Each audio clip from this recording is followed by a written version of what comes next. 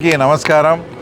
తర్వాత ముఖ్యంగా ఈరోజు వేంపల్లె గ్రామ పంచాయతీలో అంటే ఒక వినూత్నమైన కార్యక్రమం ఇది భారతదేశంలో ఎక్కడ గుజరాత్లో అమలైంది.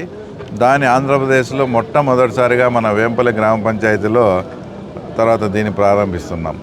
దీని కాన్సెప్ట్ ఏంటంటే ప్రతిరోజు ఎక్కువ ఏదన్నా కానీ డిస్టర్బెన్సెస్ ఉండి పారిశుద్ధ్యము తర్వాత వేస్ట్ చాలా గలీజ్గా అట్లా ఉంటే చుట్టుపక్కల ఉండే పెద్ద గ్రామ పంచాయతీలను అన్నిటినీ పార్టీలో పనిచేసే వాళ్ళందరినీ కూడా అందరినీ ఇక్కడికి రప్పించి అదే మామూలుగా డే టైం అయితే అక్కడ జనాలు ట్రాఫిక్ వాళ్ళు తిరుగుతూ ఉంటారు, పని జరగదు, స్పీడ్గా పని జరగదు అనే ఉద్దేశంతో రాత్రి 9-9:30 తర్వాత అందరినీ కూడా ఇక్కడికి పిలిపించి ఈ కళ్యాణ మండపంలో అందరికీ కూడా భోజనాలు ఏర్పాటు చేసి మొత్తం ఎన్ని వార్డులు ఉన్నాయి, తర్వాత మనకు అందుబాటులో ఎంతమంది మెన్ వచ్చారు అంటే డిఫరెంట్ పంచాయతీల నుంచి ఈ పంచాయతీలో చేసే పనులలోనే అందరినీ పిలిపించడం జరిగింది. దాదాపు 150 మంది నుంచి 200 మంది వచ్చారు. వాళ్ళందరికీ వార్డు వైజు మీరు ఈ వార్డులో పనిచేయాలా, మీరు ఈ వార్డులో పనిచేయాలని సిస్టమేటిక్గా ఇక్కడ ఉండే అధికారులు మా డిపి వారు కానీ ఇంకా ఇక్కడ ఉండే అధికారులు ఆ తర్వాత మా మెన్ అంతా కూడా కలిసి వాళ్ళకు ఆ వార్డు వైజు టాస్క్ ఇవ్వడం జరిగింది. ఇప్పుడు 9-9:30 తర్వాత ఫోన్ చేసి అదృష్టం కొద్ది వానగణ రాకపోతే ఈరోజు రేపటికల్లా ఒక అద్భుతమైన వేంపల్లెను మనం అందరం చూడబోతున్నాం. అంటే ఎక్కడా కానీ వేస్టేజ్ అనేది లేకుండా తర్వాత మిగతాటి ఎక్కడన్నా డ్రైనేజ్ ప్రాబ్లం కానీ ఇవన్నీ కూడా తీర్చిదిద్ది ఒకవేళ ఈరోజు సిస్టమేటిక్గా చేయడంలో ఏదైనా గ్యాప్ ఏర్పడితే మళ్ళీ ఒక 10 రోజులు గ్యాప్ ఇచ్చి మళ్ళీ ఇదే ప్రోగ్రాం పెట్టి వేంపల్లెను ఒక అద్భుతంగా తీర్చిదిద్దాలని ఇక్కడ ఉండే మా లోకల్ లీడర్స్ కానీ తర్వాత మిగతా మా అధికారులు చేయడం, దీనికి కలెక్టర్ గారు కూడా సపోర్ట్ చేసి డిపిఓ గారిని కూడా పంపించి వేంపల్లెలో ఉండే మొత్తం చెత్త చెదారం అంతా క్లీన్నెస్ ప్రజలకు ఎలాంటి రోగాలు రాకుండా నీట్గా చేయాలనే ఉద్దేశంతో ఈ కార్యక్రమం చేపట్టడం.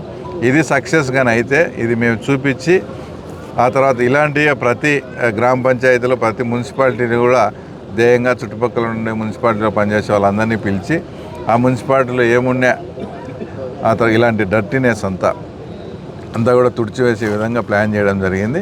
ఇది ఒక మంచి అద్భుతమైన ప్రోగ్రాం. ఇది మొట్టమొదటిగా మా పులివెందుల నియోజకవర్గంలో వేంపల్లెలో ప్రయోగాత్మకంగా మేము చేపట్టడం కూడా మాకు చాలా సంతోషంగా ఉంది. రేపు ఎలాంటి ఏమీ కానీ లేని ఒక మంచి వేంపల్లెని మీరు చూడబోతాం. వేంపల్లిలో ఇంత మంచి ప్రోగ్రాం చేస్తున్నారు, కానీ ప్లాస్టిక్ ఎక్కువ వాడకం వల్ల ఈ పారిశుద్ధ్యానికి ప్రధాన ఆటంకిగా మారిందన్న విమర్శలు కూడా ఉన్నాయి. అదే శ్రీనాథ్ మీరు చెప్పేది 100%. మనము ఇంతగా మాట్లాడుతూ ఉండే క్వశ్చన్ అడిగే నువ్వు నేను కూడా ఏదో సందర్భంలో మనం తెలియకుండా ప్లాస్టిక్ వాడతాం. అంటే మనకు అది ప్లాస్టిక్ అనేది తీసుకొని పోయి ఇంట్లో పెట్టేంత వరకు కూడా ఒక్కోసారి మనకు అర్థం కాదు. ఎమర్జెన్సీగా నీకు ఈ మధ్య మీకు నువ్వు అడిగినావు కాబట్టి చెప్తాను. ఈ మధ్య కాశ్మీర్కు పోయినప్పుడు లడాఖ్లో ఓ చోట మేము ఒకటి వెహికల్ తీసుకొని పోతే మా ఫ్రెండ్ వాటర్ బాటిల్ తాగి పక్కన పెట్టాడు.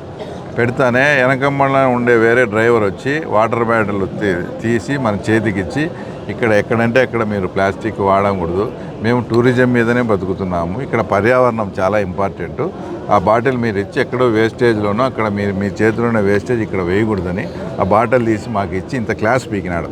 అంటే అలాంటి అవేర్నెస్ మనకి ఇక్కడ రావాలా, లేకపోయి ఊరికే నువ్వు నేను అనుకుంటే వచ్చేసి అది కాదు. ఇలాంటి అవేర్నెస్ వచ్చినప్పుడే 100% ఇది ఉంది. ఎందుకంటే అనేకమైనటువంటి ఆవులు ఇక్కడ ఏదైనా ఉండేటి ఆ ప్లాస్టిక్ తిని చనిపోయిన సందర్భాలు కూడా ఉన్నాయి. కాబట్టి ప్రజల్లో మనం చేయాల్సింది ప్లాస్టిక్ వాడకం మినిమైజ్ చేసి భావితరాలకు ఈ ప్లాస్టిక్ వాడడం వల్ల ఏమేమి మామూలుగా వ్యర్థం అంతా ఈ ప్రయోజనాలు అవి ఉంటాయి కదా, ఆ ప్రయోజనాలన్నీ కూడా ఈ ప్లాస్టిక్ వల్ల పోతాయి. పర్యావరణానికి ఫ్యూచర్లో మన నెక్స్ట్ జనరేషన్ కూడా మనం ఇబ్బంది పెట్టే పరిస్థితి ఉంటుందని అవేర్నెస్ పెంచడం తప్ప దీనికి మార్గం లేదు.